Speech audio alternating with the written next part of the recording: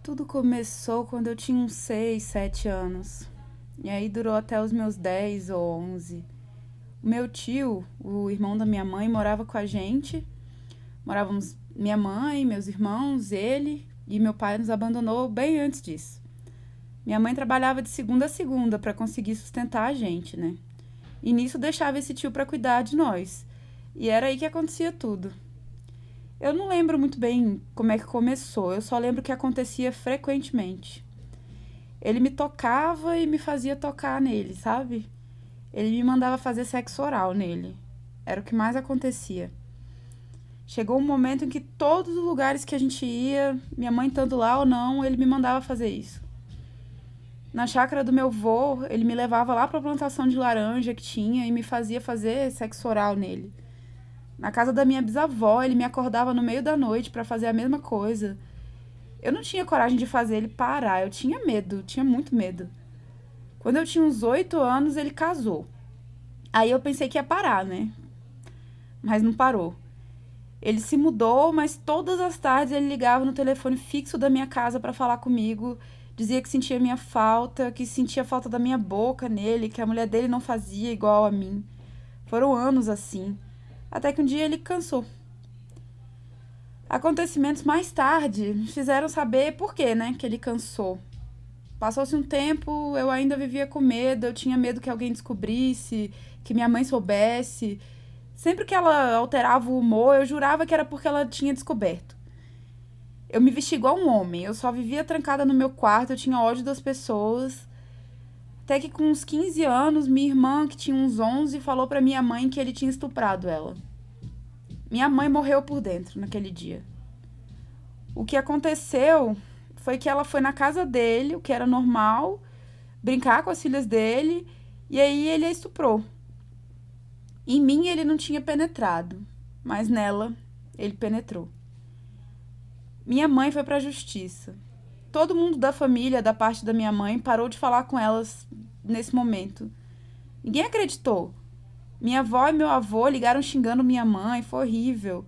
Minha mãe sofreu pelo que a filha dela sofreu e também por não ter tido apoio nenhum de nenhum lado. Até aí, eu nem tinha contado sobre mim. Até que um dia, essa mesma época, em uma noite, eu tive um colapso. Contei tudo pra minha mãe. Ela morreu pela segunda vez. Fomos levar meu caso pra justiça também. Minha irmã e eu tivemos que depor umas 1000 vezes na psicóloga da polícia. Acho que por isso que meu testemunho se tornou tão automático.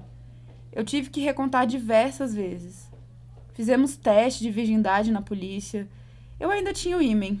Minha irmã não. Minha mãe preferiu não contar a ela, que a virgindade dela, né, já era.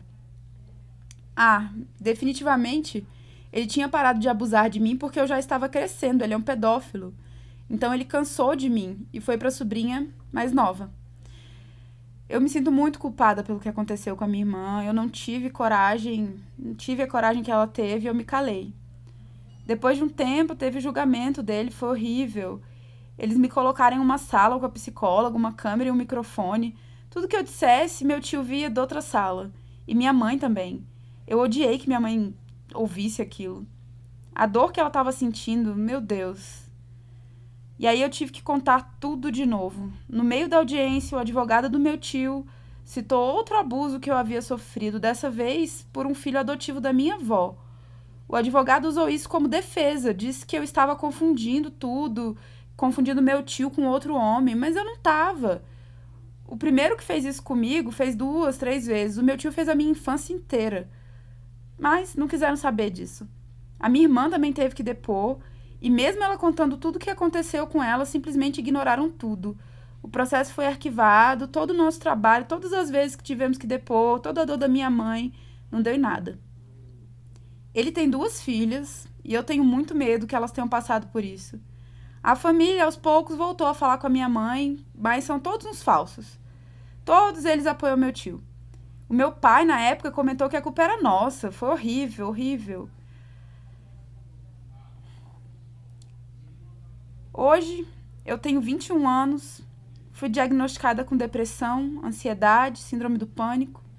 Você sabe o que é síndrome do pânico? É eu respirar e pensar que tem alguém me seguindo. É eu estar sozinha em casa, piscar e jurar que tem alguém me estuprando. Eu passar dias e noites trancada sozinha no banheiro, chorando porque eu não consigo sair, porque eu tenho medo da minha sombra. Eu tremo, meu coração acelera, é como se eu fosse morrer. Tive que tomar tarja preta, mas eu larguei. Eu não posso assistir determinados tipos de filme. Eu terminei com meu namorado, porque uma hora ele cansou, sabe, de lidar com as minhas crises de pânico, ansiedade. Eu tenho medo de terminar com o meu novo relacionamento pelo mesmo motivo. Às vezes, quando meu namorado me toca, eu paraliso de medo. Às vezes eu choro, peço pra ele não me ver, não me tocar, porque eu tenho medo. Às vezes, num simples toque dele, eu penso que eu vou morrer. Mas eu tenho mais medo ainda de um dia ter uma filha. Foi por esse motivo que eu decidi. Eu não quero ter filho. Eu não vou ter filhos, inclusive. Se minha irmã não tivesse contado pra minha mãe, eu nunca teria contado. Minha mãe não sabe a forma como eu me sinto. Porque se eu contar, ela morre. Assim como eu morri todas as vezes que ele me dizia, chupa. Assim como eu tive a pior morte da minha vida no dia que eu contei pra minha mãe e ela disse, a culpa é toda minha. Enquanto eu tenho crise de pânico, pesadelos, não consigo me envolver com ninguém. Ansiedade, depressão, outros zombam de mim, da minha mãe, desacreditam a gente, abandonaram a gente. E a gente faz o quê? Sobrevive.